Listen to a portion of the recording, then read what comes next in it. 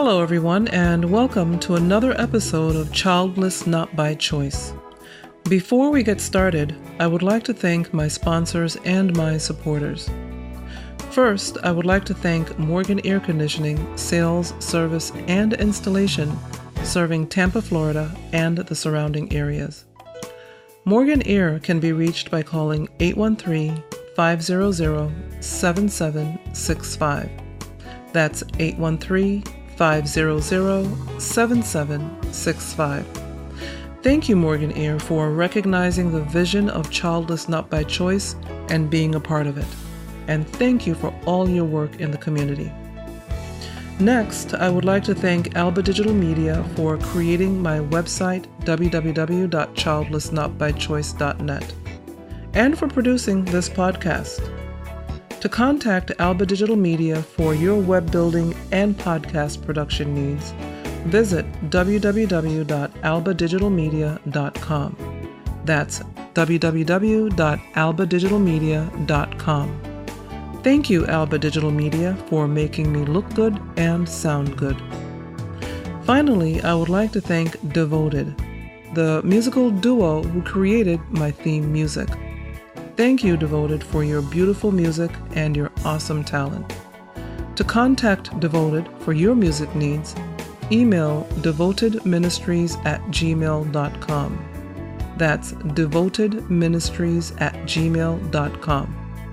And if you would like to become a one-time or ongoing sponsor of Childless Not by Choice, please contact me at Civilla@civillamorgan.com. That's Civilla@civillamorgan.com. Thank you so much for listening, and now on to the show. Well, hello everyone, Civilla Morgan here. Welcome back to Childless Not by Choice, where my mission is to recognize and speak to the broken hearts of childless not by choice women and men around the world. I am spreading the great news that we can live a joyful, relevant, and fulfilled life, although we could not, did not have the children we so wanted. Well, before we get started, I wanted to give a shout out to my Patreon contributors. Patreon contributors are those who have taken an interest in my platform, whether they fit the Childless Not by Choice demographic or not. They have decided to contribute a certain dollar amount on a regular basis to help fund my dream of creating awareness and conversation for the Childless Not by Choice community globally. Click the Patreon link for details to become a patron. And shout out to my patrons, podcaster Sarah Williams of the Tough Girl Podcast, or I should say Tough Girls Podcast, and to Mr. Jordan Morgan. Thank you guys so much for your monthly contributions. They go right back into the podcast, so they are truly appreciated. Well, this episode 73, by the way, welcome to episode 73, Sixth Sense, the Demeanor of Loss. Sounds kind of deep, right? Well, welcome to episode 73. Can you believe it? I'm actually pushing 100, 100 episodes. I never would have guessed that that would happen when I started this podcast 2 years ago and this platform 2.5 years ago. Who knew? So I am so happy. I say this all the time. I'm so happy that I joined this medium, podcasting, and glad to be a part of this community. It is one of the most awesome communities on the planet. Everyone in the podcasting world is known for helping each other, no matter how long they've been podcasting or how short a time. When you're in, and I just can't say enough good stuff about the podcasting community. It's a great community to belong to. Well, anyway, I wanted to, as I said, talk about the sixth sense. I know many of us as women have heard of the sixth sense. We all believe as women that we have a sixth sense. We just kind of know things. We kind of perceive things. And I believe it's true, at least to some extent. that women tend to have a high level of perception. I'm not going to say that men don't or can't. It can happen, but women tend to have a perception about things, and usually, we're right. I don't want to say we're always right, because I think in many cases we end up finding that we have misjudged a person or a situation, because maybe we did have that sixth sense, but we allowed our personal feelings to also get involved and mess with that sixth sense. So I'm not going to say we are always right, because we have to develop a sixth sense so that we don't allow that our personality and our perception and what we've been told about maybe a certain person or people or place or thing, to get in and just kind of mess with that sixth sense. So anyway, that's something to think about, by the way, as we continue to live life on this planet filled with 7 billion people of all types of personalities and backgrounds and races and colors and creeds and experiences. I think it's a beautiful world, unless we just, as I said, look at it the wrong way. Look through the glasses of somebody who maybe had a bad experience and shared it with you and told you all childless, not by choice women are bitter.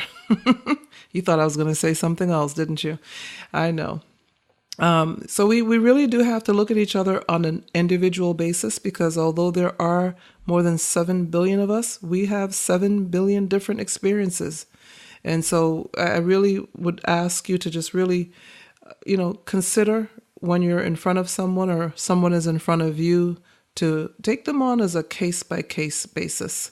Just think about them on a case-by-case basis. Please do that for me. Well, as I was saying, in this episode 73, Sixth Sense, the Demeanor of Loss, I truly believe, as I guess I kind of mentioned a few minutes ago, that people can sense a spirit or demeanor. We can sense that about each other if we pay attention. Some people just don't pay attention and they miss things. But if you are paying attention, and I tend to pay attention to people and their personalities, and I people watch, and I like to watch people on a deeper level. Most people watch to see what someone is wearing, or to say, wow, can you believe she wore that? Or look at those shoes. Where can I get a pair of those shoes? People look on that level, but many of us look on a deeper level, and we can sense or perceive things about even someone just walking by. And I think when it comes to the childless, not by choice demographic, no matter where in the world we are, there's a sense, there's a demeanor that we can tend to carry unless we make a concerted effort to make a change. And I'll talk about that a little bit later. But what you may not realize is, as a childless, not by choice woman, or even a man, is that you're carrying this demeanor, this sense about you. And people may sense this thing about you, but they may not even know what it is, because if you're just walking down the street, you're a stranger to them and they're a stranger to you. They may not realize that you are a childless, not by choice person, but they may sense a demeanor about you. And I'll be honest, it typically is negative, unless, as I said, and we will talk about it later, it's something that you have made the decision to work on.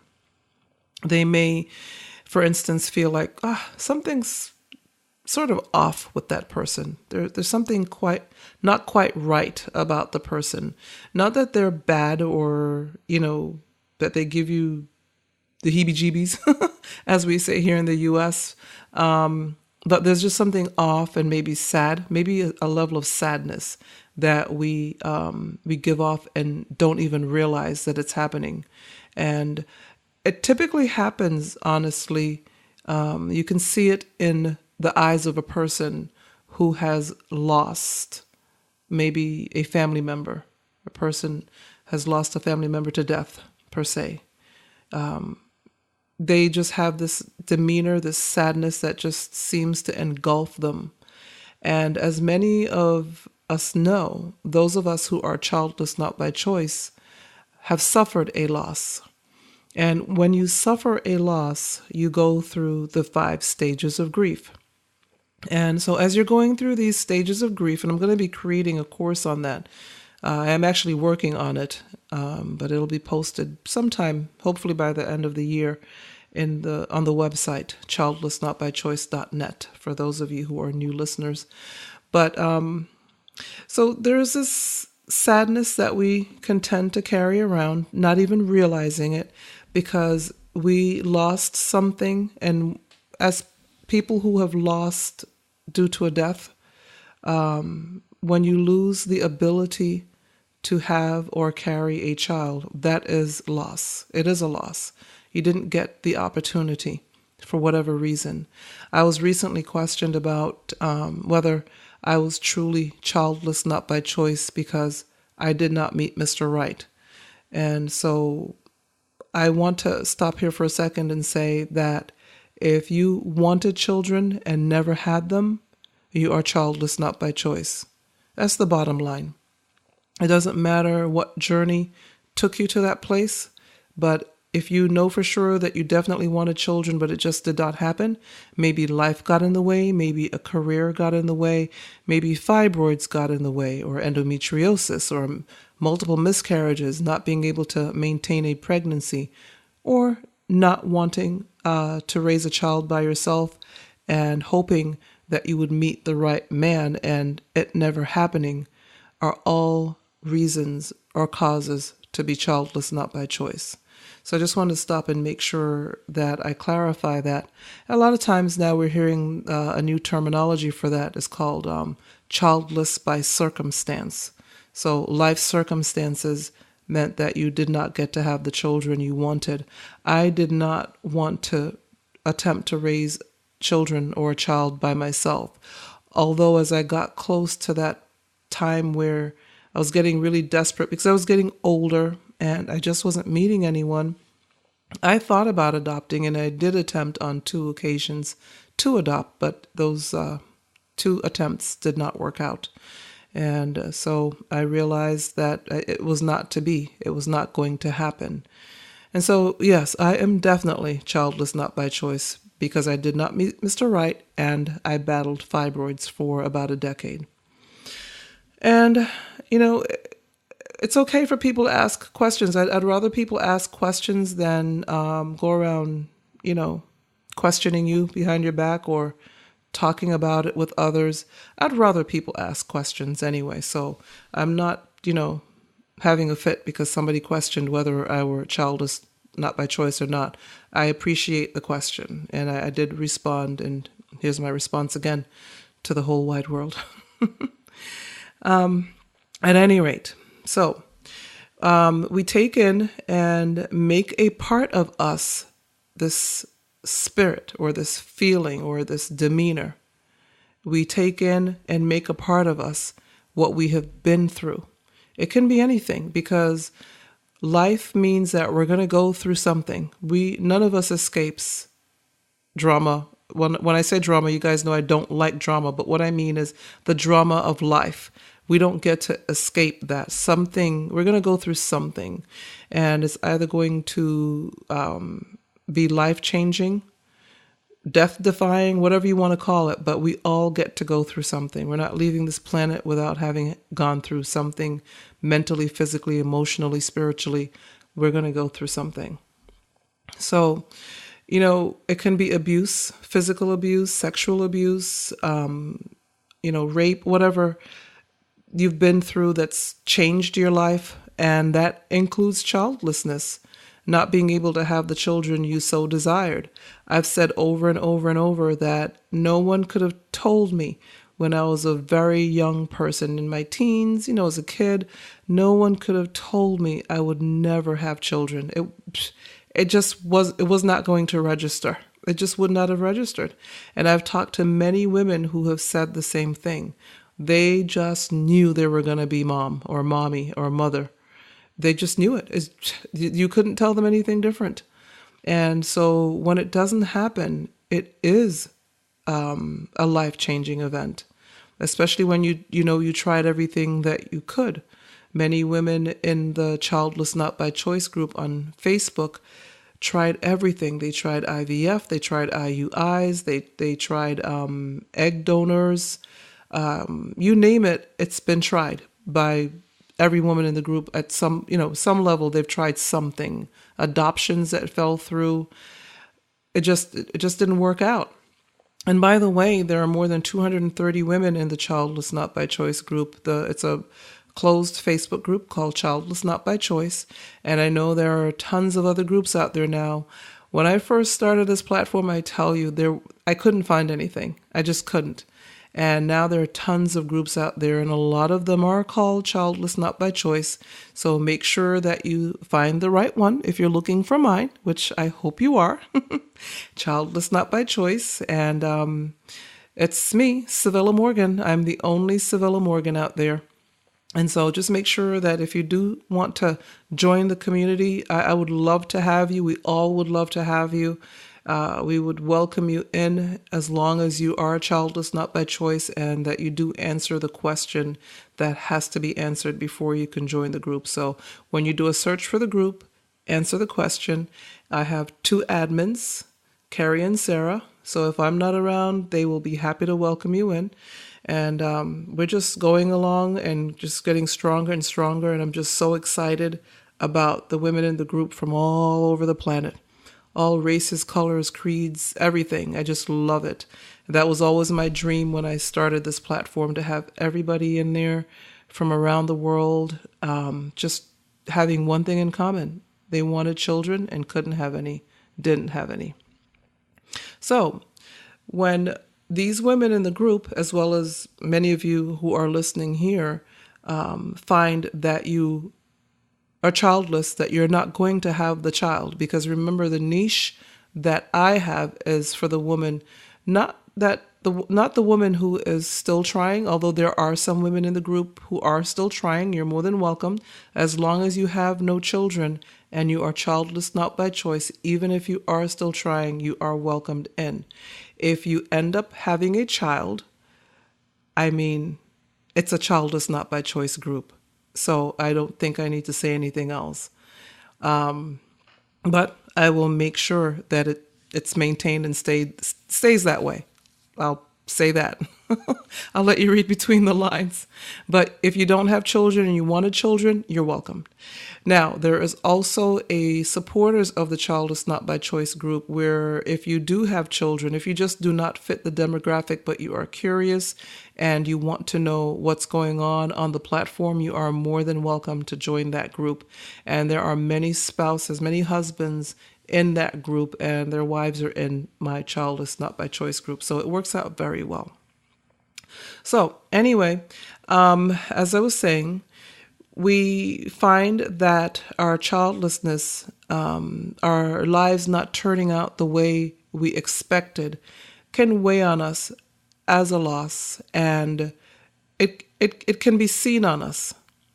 Some people call it a spirit, a demeanor. Some people call it an aura. You can just see it on a person that they've been through something, and we have to make the decision to face what we have been through. I call it facing the monster. When we face the monster, no matter what that monster is, we become stronger. We can become stronger. We will become stronger, but we've got to face the monster. We can't pretend all is well when we know it's not, because we want to hang on to certain friendships or relationships. We all come with some sort of baggage. I hate to use that word because it's so negative, but the fact is we do all come with baggage, but it's how you carry it. So as I said earlier, we all will have gone through something in this life, but how you deal with it is the key. As you grow through and go through that period of time where you may have the baggage, you can still stand upright and you can still turn and face that monster down. It's a decision that you have to make. And as you carry the loss or whatever it is that you've been through, people will see the strength They will see that, yes, you probably have been through something, but they will see how strong and resilient you are. They will see that although there may tend to be a bit of sadness in your eyes from time to time, that overall your eyes are bright and you have decided that you want to be happy, nevertheless. So you can become stronger, but you have to face the monster, whatever that monster is. We have to decide that we want a better life for ourselves despite what we have been through. It's a choice. I talk about choice a lot on this platform because it truly is a choice. I don't always have my up days and, let's go days. I mean, who does? No matter what you've been through, who does? We all have our moments where, for me, I'll admit I have those fleeting thoughts of, wow, I wonder what my life would have been like if I had children. And if I were married and had kids and had that white picket fence. And then I realized it didn't happen. It's not going to happen. And I've got to live the life I've been dealt in the most positive way. But, sometimes things just pop into your mind. And at that point, you have to know how to deal with it. And there's nothing wrong with having that look. You go on vacation maybe, or you're at the mall and you see the families walking by, you see the mom, the dad, the kids, and you're like, wow, that might have been me. But you don't think of it and you don't look at them with a spirit, there goes that word again, or a demeanor of jealousy or envy. You just, if I may make a suggestion, wish them well. Wish them well. Just to yourself say, boy, I hope they have a happy life. I hope things are going well with them, and I wish them the best. And I hope they raise their kids to be positive contributions to society. I hope they're teaching their kids well, and I hope that they're not too stressed to raise their children properly. I hope they're making the right decisions. When we think like that about other people, whether we know them or whether they are strangers, I have got to tell you, I think this world would be such a better place if we just thought good thoughts for absolute strangers. It would be such a better place. But we tend as human beings to be mean to each other, to be envious, to be hateful, and it's not working. As we can all see, it's just not working out. It's just things have gotten ugly the last few years. And that's in most places on this planet, not just one particular country. And I wish we could just turn it around. And we do have the opportunity.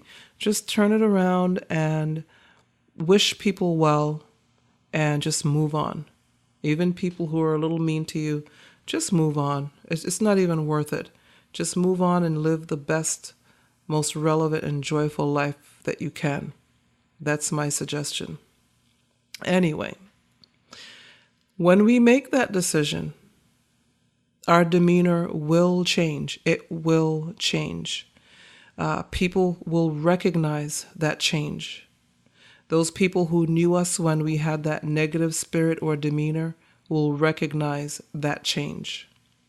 People will recognize that they can trust you or me to babysit or run a daycare center or be a kindergarten teacher, because they will recognize that that I pushed through and came through the other side hurt, wounded, but healed, or at least on the way to healing. We are stronger than even they could ever be because their experience is not ours. Sometimes I think about the people who take for granted the fact that they can have a child or 2 or 3 or 10. They never think, and I can't really blame them because it just comes so naturally to them, came naturally to their mother, their aunts, their grandmothers. They just assumed they would have children. Like I assumed I would have children, or maybe you assumed you would have children. I've talked to many people who had multiple siblings and their spouse had multiple siblings, but they were the only one, and their husband or their spouse were the only one in their families not to have children. And again, it can be a really bad blow to your ego, your psyche, mentally, emotionally, even spiritually, when you realize it's not going to happen.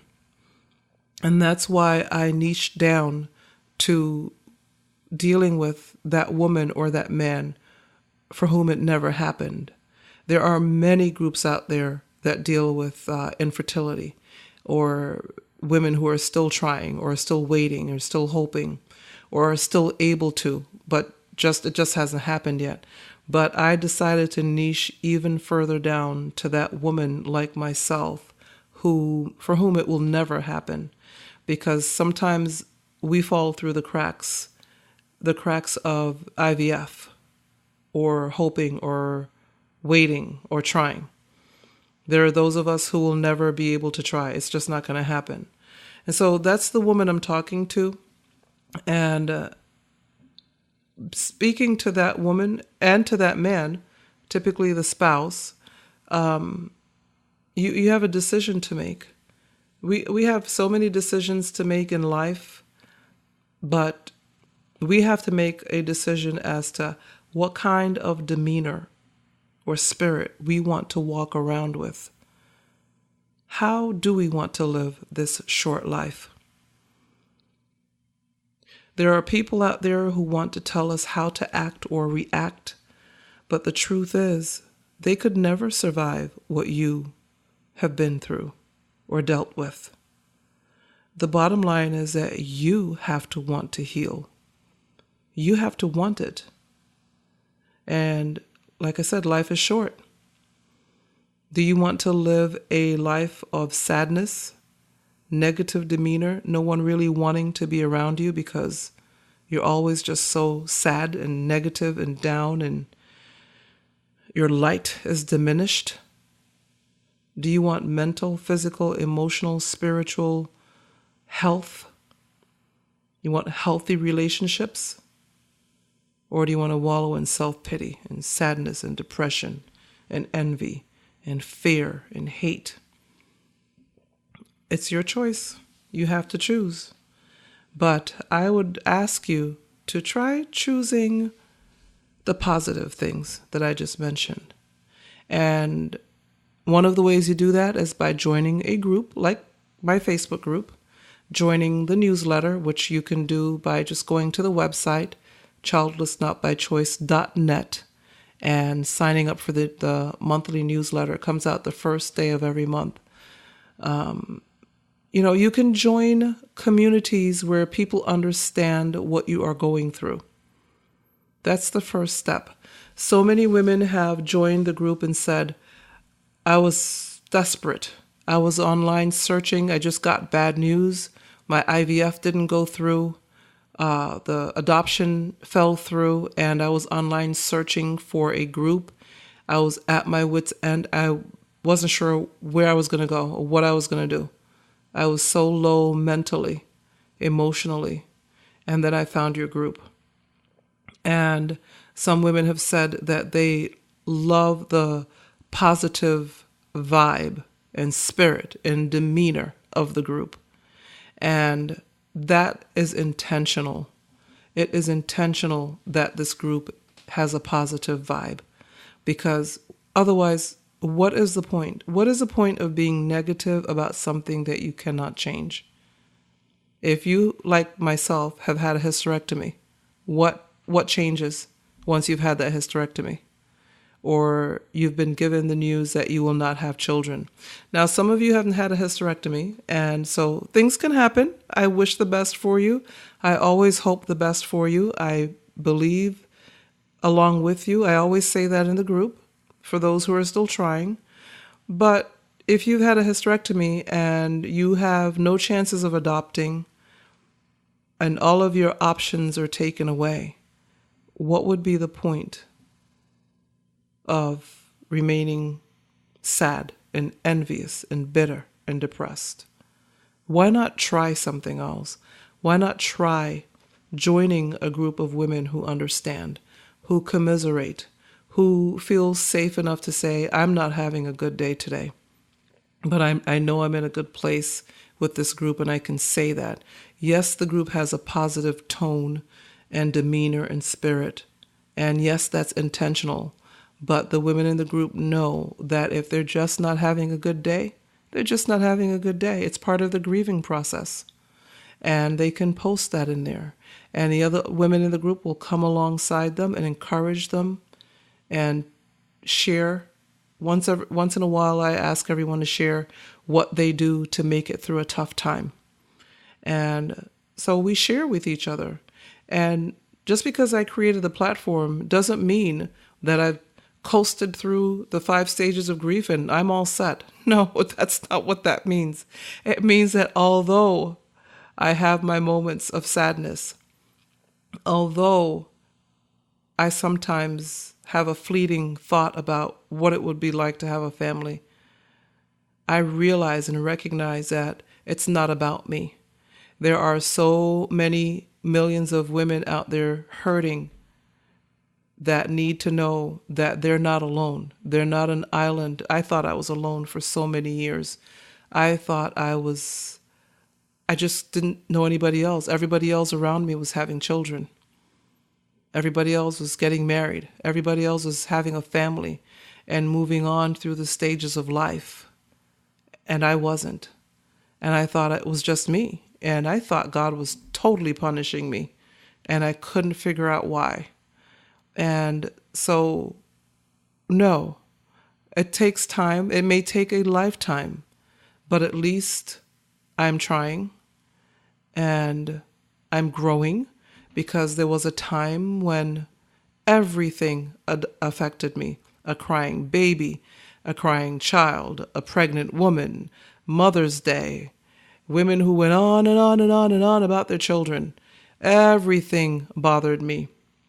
Now, for the most part, I would say Mother's Day still bothers me. I'm being honest. Mother's Day bothers me. And so how do I fix that?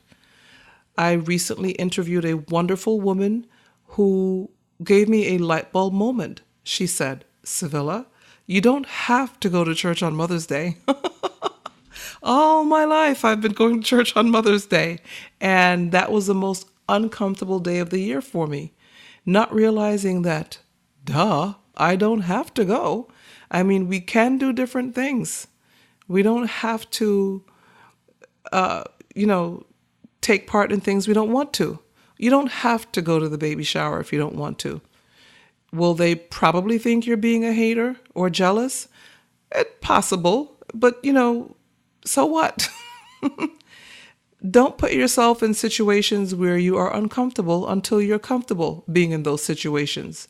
And if it takes a while, then so be it. And so I've decided that I don't feel like going to church on Mother's Day. And so next year, I probably won't, unless it's to go with my mom. She's my biggest cheerleader. So I went with her last year. I didn't go to my church last year. I went to her church. And so, we've got to make proper changes, positive changes, and surround ourselves with people who understand, who get it, and make sure that the envy in our demeanor, the jealousy, the bitterness in our demeanor is not showing through. That's what we have to work on. Everyone else will just have to deal with what the person you will become, and that you have become when you deal with those negative feelings. But you deal with those negative feelings, get them out of your system. Yes, it will take time. The sadness will take time to go, and it'll come and go. Just like the 5 stages of grief you go through, and you don't go through them in any particular order, or you may, but then they may come back out of order, even if you go through them in a particular order. So be ready for that as well. But, when you know something is possible, whether it's something like the stages of grief happening again, then you know how to deal with it when it happens.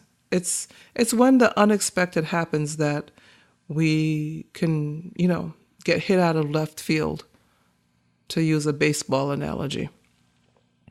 That's when you realize, wow, I didn't see that coming, But when you know something could happen, then you know how to deal with it if and when it does.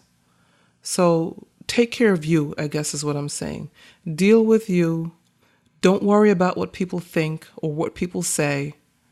Don't feel like you have to have an explanation for everything. You don't have to explain why you can't make it to the shower. Respectfully decline. Send a card. Send a gift. You know, when a family member announces that they are pregnant, send a card or a gift. You don't have to be there. Take care of you. Take care of you.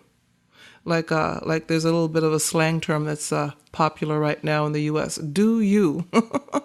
Take care of you. And when you do take care of you, everything else around you will come together anyway. So take care of you. Stop explaining things to people. Stop wondering what they're thinking. And stop thinking about people. Think about you. Be a little bit selfish. Do the best you can for you and with you. And if you're married, please try to do the best with your marriage. Take care of your spouse.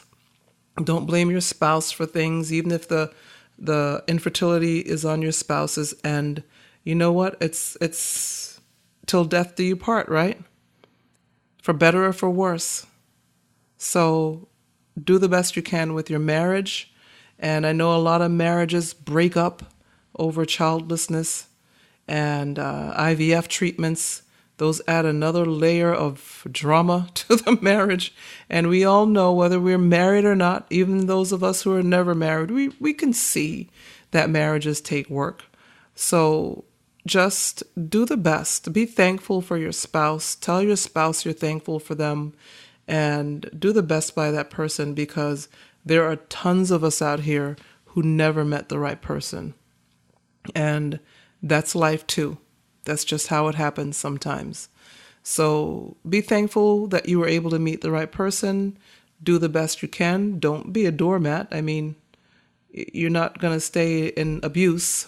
It's up to you. But I mean, you have to know what your marriage is like. I'm not there. We're not there. But don't be the cause of it breaking up because of your sadness and depression and envy and anger and hate and jealousy.